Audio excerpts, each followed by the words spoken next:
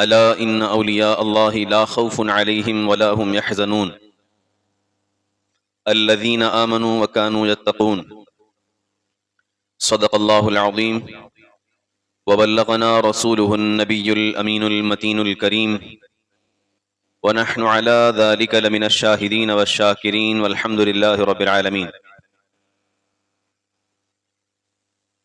آئیں کچھ عرض و معروضات کرنے سے قبل اپنے آقا نامدار، مدینے کے تاجدار، ختم الرسل، مولا کل، ارواحنا فدا جناب محمد الرسول اللہ صلی اللہ علیہ وسلم کی بارگاہ بے کس پناہ میں درود شریف کا نذرانہ نچھاور کر لیں۔ پڑھی اللہم صلی علی سیدنا و مولانا محمد مبارک وسلم، صلاۃ و سلام علیک یا رسول اللہ صلی اللہ تعالی علیہ وسلم۔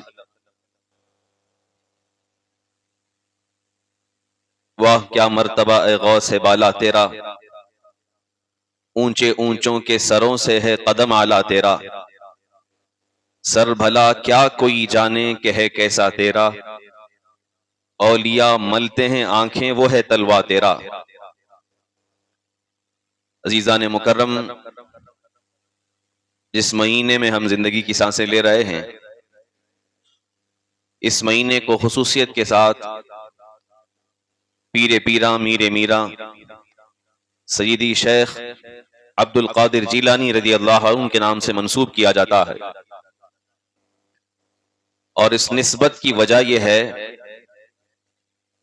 کہ آپ نے اپنی پوری زندگی کے اندر احیاء دین اور احیاء شریعت کا کام کیا ہے۔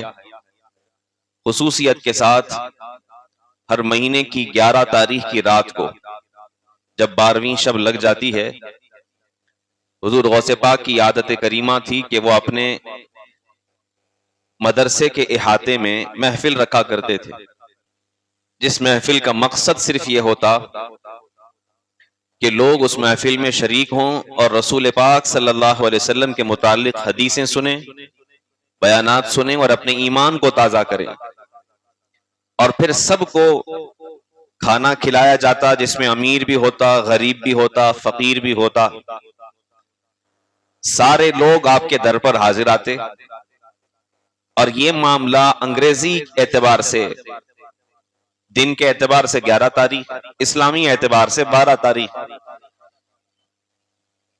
آپ کا نام اسی واقعے کی وجہ سے، اسی عادت کریمہ کی وجہ سے پڑ گیا 11ویں والے حضرت، کہ جو 11 تاریخ کی رات کو رسول پاک صلی اللہ علیہ وسلم کی یاد میں محفلیں سجایا کرتے، جس میں نبی پاک صلی اللہ علیہ وسلم کی سیرت طیبہ اور دیگر چیزیں بتائی جاتی ہیں۔ پھر دھیرے دھیرے اللہ نے اس محفل کو اتنا قبول فرمایا کہ حضور غوث پاک کو وصال ہوئے 700-800 سال ہو چکے ہیں، لیکن اب بھی ہمارے درمیان 11ویں کا سلسلہ باقی ہے۔ ہاں، یہ بات اور ہے کہ لوگوں نے اس 11ویں کو صرف ایک دعوت کا نام دے دیا، صرف کھانا کھلانا یا بکرے ذبح کر دینا یہ 11ویں نہیں ہے، بلکہ اصل 11ویں یہ ہے کہ آپ محفل سجائیں، اس میں اللہ اس کے رسول کا ذکر خیر کریں، اس میں اصلاح معاشرہ پر گفتگو کریں، لوگوں کو اللہ اس کے رسول سے جوڑ دیں، ان کا تعلق رسول اللہ سے مضبوط کر دیں، یہ اصل 11ویں ہے۔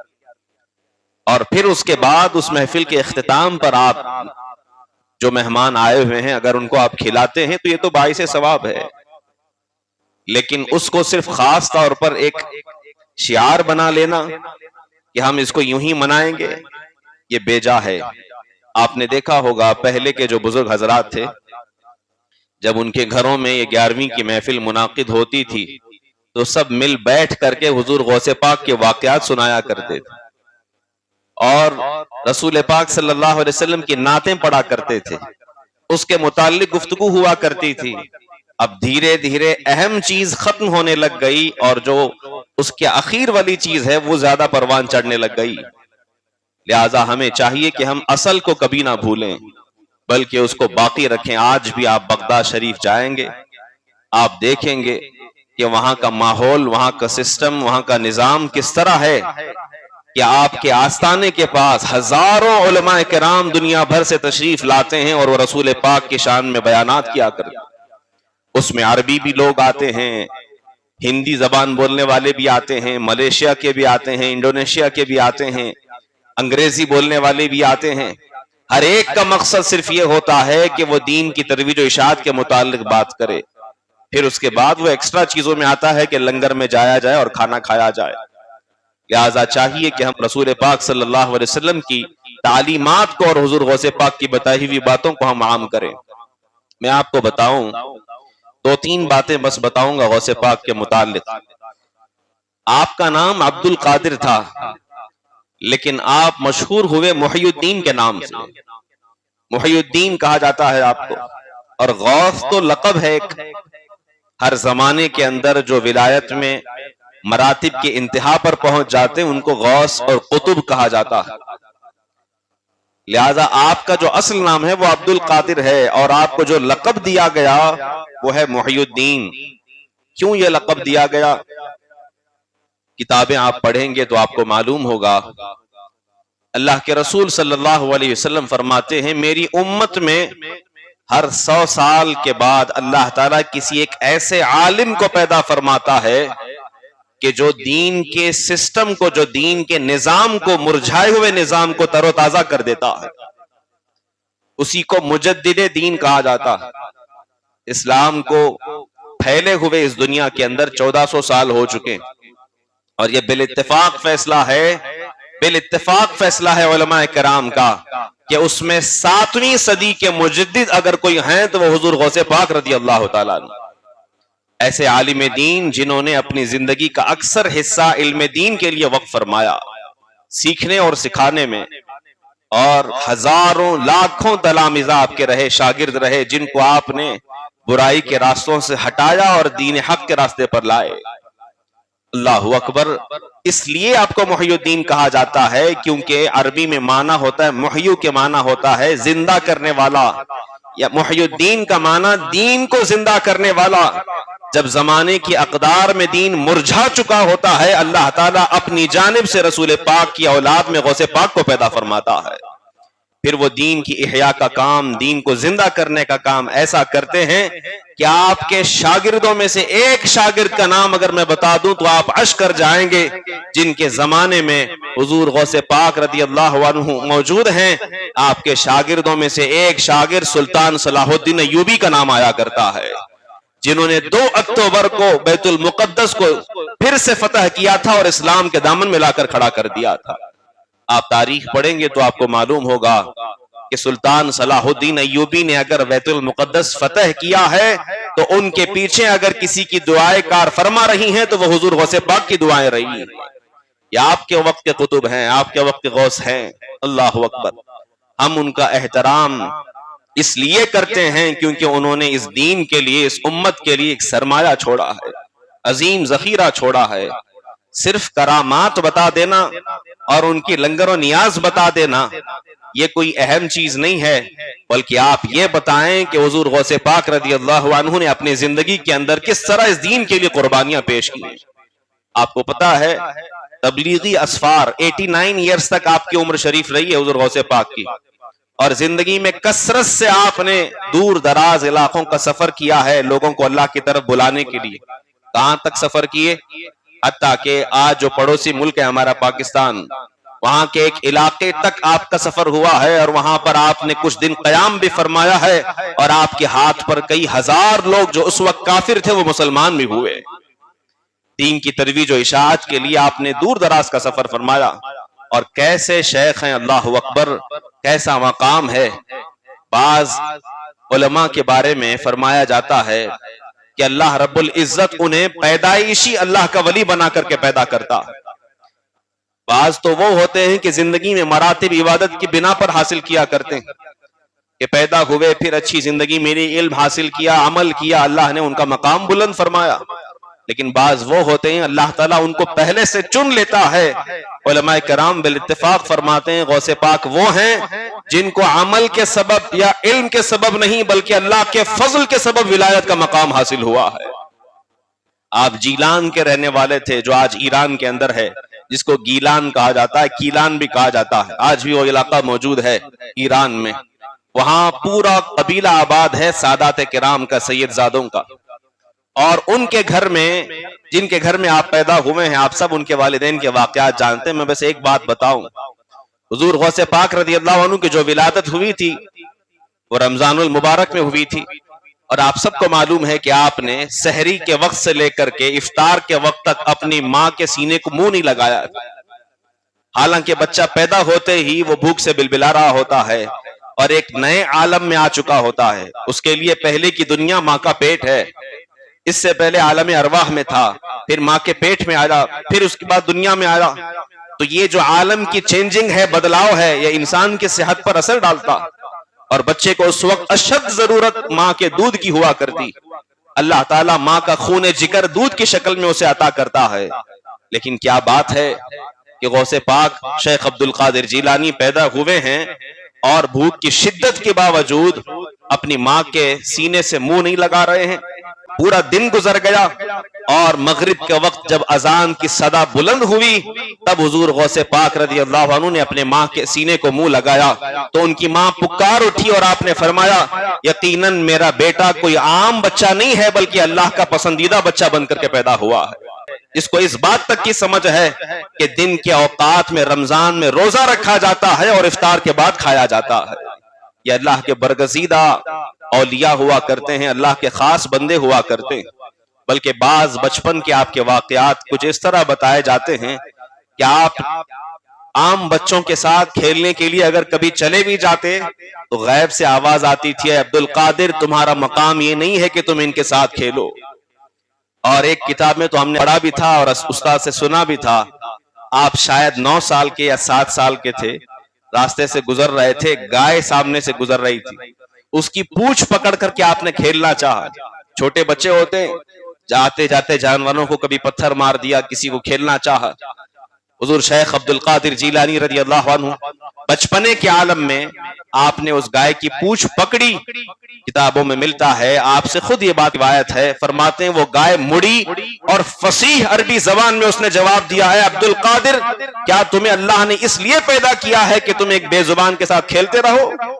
اللہ اکبر. غوث پاک فرماتے اس دن میں نے طے کر لیا کہ میں اپنی زندگی گزاروں گا تو اللہ اس کے رسول کی رضا کے مطابق گزاروں گا.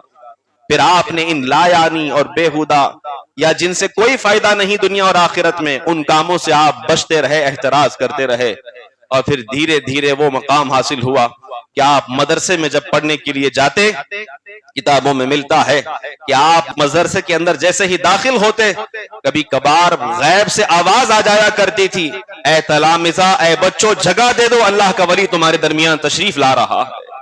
یہ بچپنے کا عالم ہے حضور غوث پاک رضی اللہ عنہ کا. والدین پاکیزہ, خاندان پاکیزہ, اور کیوں نہ ہو غوث پاک کسی اور کی اولاد نہیں بلکہ حضرت علی اور فاطمہ الزہرا کی اولاد میں سے ہیں, سید زادے ہیں, اور وہ چیز آپ کو خاندانی طور پر عطا ہوئی تھی کہ آپ کے چہرے کو دیکھ کر رسول پاک صلی اللہ علیہ وسلم کی یاد آ جایا کرتی تھی. اور پھر مراقبہ اور خدمات دین, اور جس قدر آپ نے کام کیا ہے, اللہ اکبر. 25 سال تو آپ نے ایسے گزارے ہیں جنگل کے اندر جو صرف اور صرف مجاہدہ اور ریاضت میں گزرے. آج ان کا نام لینے والے اور ان کے نام پر ہم بڑی بڑی محفلیں منعقد کرتے ہیں. بتاؤ کتنے لوگوں کی نمازیں مکمل ہیں اپنی زندگی کی, کتنوں کے روزے مکمل ہیں اپنی زندگی کے. غوث پاک وہ ہیں جنہوں نے 25 سال تک شہر چھوڑا اپنا بغداد اور جنگل کے اندر صرف پتے کھا کر کے آپ نے زندگی گزاری. کیا ضرورت تھی؟ کیا دولت نہیں تھی آپ کے پاس؟ کیا کھانا نہیں تھا آپ کے پاس؟ مجاہدہ کہا جاتا ہے اس چیز کو کہ اپنے نفس پر سختی کی جائے. انسان کا سب سے بڑا دشمن اس کا نفس ہوا کرتا ہے جو اس کے اندر موجود ہے. ہم کہتے ہیں شیطان نے بہکایا, شیطان تو سیکنڈ نمبر پر آتا ہے. قرآن کہتا ہے پہلے نمبر پر تمہارا نفس ہے جو تمہیں برائیوں کی طرف لے جاتا ہے. جب تم تنہا ہوتے ہو تمہیں خطاؤں کی طرف لے جاتا ہے.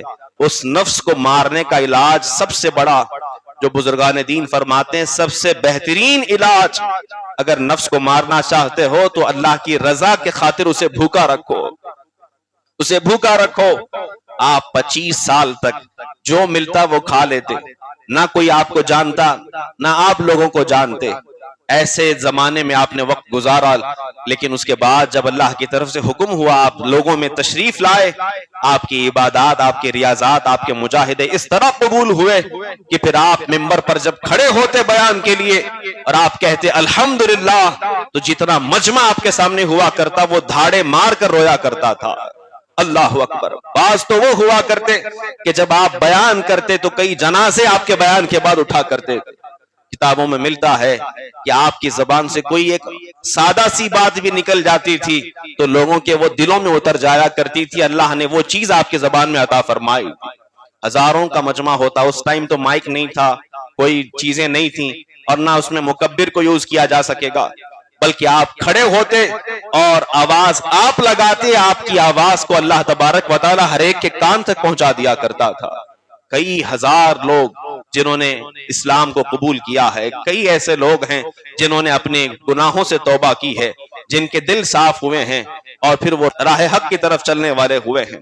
میں آخر میں ان کے متعلق ایک چیز ذکر کروں، غوث پاک رضی اللہ عنہ کے متعلق۔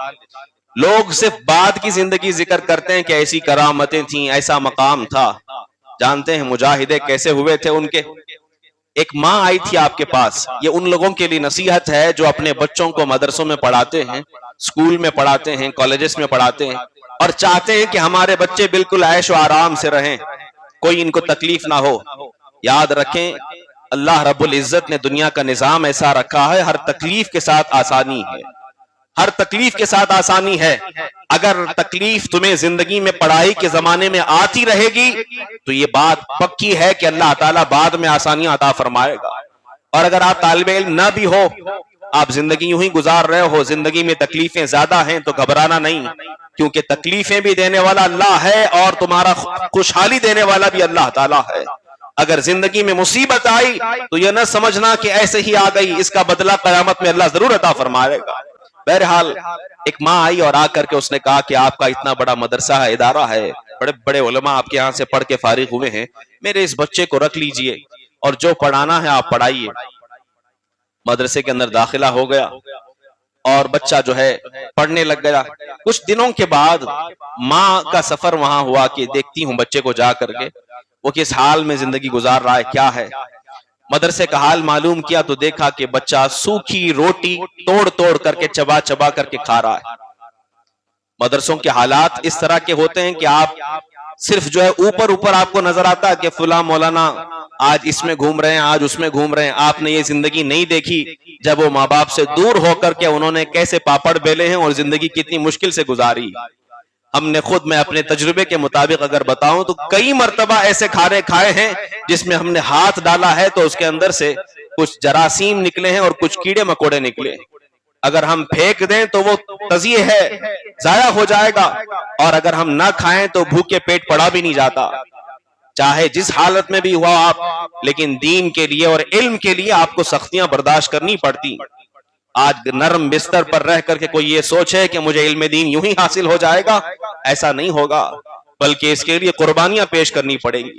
بہرحال ماں آئی اور اس نے دیکھا کہ ان کا بچہ سوکھی روٹی کھا رہا ہے اور اسے رحم آیا، کچھ اپنی طرف سے جو لائی تھی توشہ دے دیا۔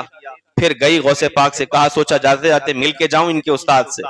جا کر کے دیکھا غوث پاک رضی اللہ عنہ اپنے دسترخوان پر بیٹھے ہوئے ہیں اور آپ کے پاس مرغ بھنا ہوا رکھا ہوا ہے اور آپ تناول فرما رہے۔ ماں کو بڑا تعجب ہوا اور خراب لگا، آپ استاد ہو اور آپ اتنی اچھی غذا کھا رہے ہو اور بچے پر اتنی سختی ہے کہ وہ سوکھی روٹی کھا رہا ہے۔ آج کل اسی ماحول کو لے کر بہت سارے لوگ تڑپ جاتے ہیں اور کہتے ہیں کہ طلبہ کو بہت اچھے سے اچھا دیا جائے، استاد کو کچھ نہ دیا جائے۔ اسکول کے حالات آپ دیکھ لیں پورے ملک کے اندر، اساتذہ کے کیا معاملات ہیں۔ ان کو اہمیت اتنی نہیں دی جائے گی جتنی اسکالرشپ، جتنی چیزیں آپ سٹوڈنٹس کو دیا کرتے ہیں، طلبہ کو دیا کرتے ہیں۔ حالانکہ ہمارا یہ جملہ ہے کہ بچہ جب مدرسے یا اسکول میں داخل ہوتا ہے تو وہ معمولی سا پتھر ہوتا ہے اور اس کو تراش کر اگر کوئی ہیرا بناتا ہے تو وہ استاد ہوا کرتا ہے۔